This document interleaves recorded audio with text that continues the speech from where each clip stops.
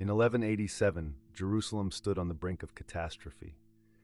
Saladin, a great Muslim leader, was mobilizing his army to attack the Christian faithful, igniting a bloody war to seize the holy city. Time was running out, and the hopes of millions were fading.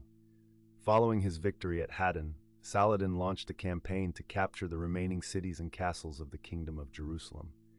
In the weeks that followed, his forces conquered city after city, from Acre to Sidon, from Jaffa to Ascalon. With each city Saladin took, the enemy was left in fear and confusion, as kings and Western nobles realized that the reign they had once conquered was no longer able to defend itself.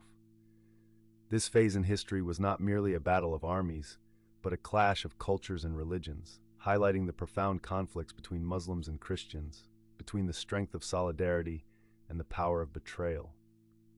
By late September 1187, as Saladin began to besiege Jerusalem, the atmosphere within the city became heavy. The cloudy sky evoked a sense of unease, as the inhabitants knew time was slipping away fast.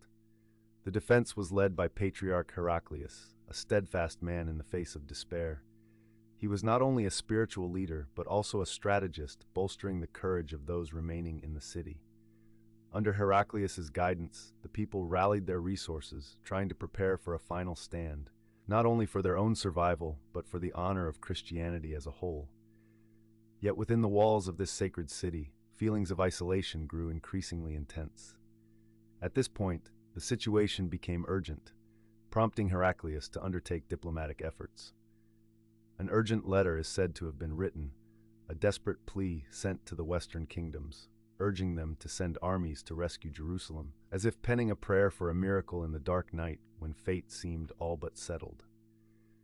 Although there is no detailed evidence of the letter's content, abundant accounts speak of the impotence of Western leaders. Some, like King Henry II of England, had soon grasped the gravity of the situation, yet took no action to avert this disaster. As October approached, the throne where the hopes of millions rested remained steadfast under the watchful gaze of Saladin's army. Jerusalem gradually sank into the silence of despair, with only one option left: surrender.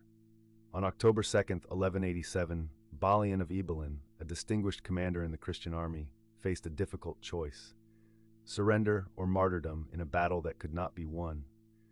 With a sense of responsibility towards the people in the city, he engaged in dialogue with Saladin, negotiating for a peaceful surrender in hopes of saving innocent lives.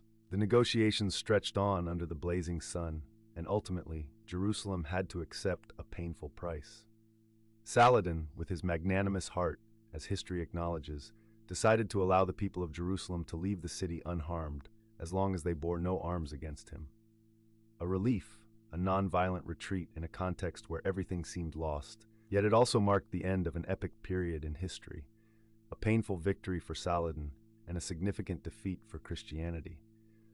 But within the resilience of the inhabitants, amidst the echoes of gloom, something still radiated a glimmer of light. That was hope. Why do challenges become the driving force for indomitable spirits? While the Holy Land lay in Saladin's hands, the heart of Christianity never faltered.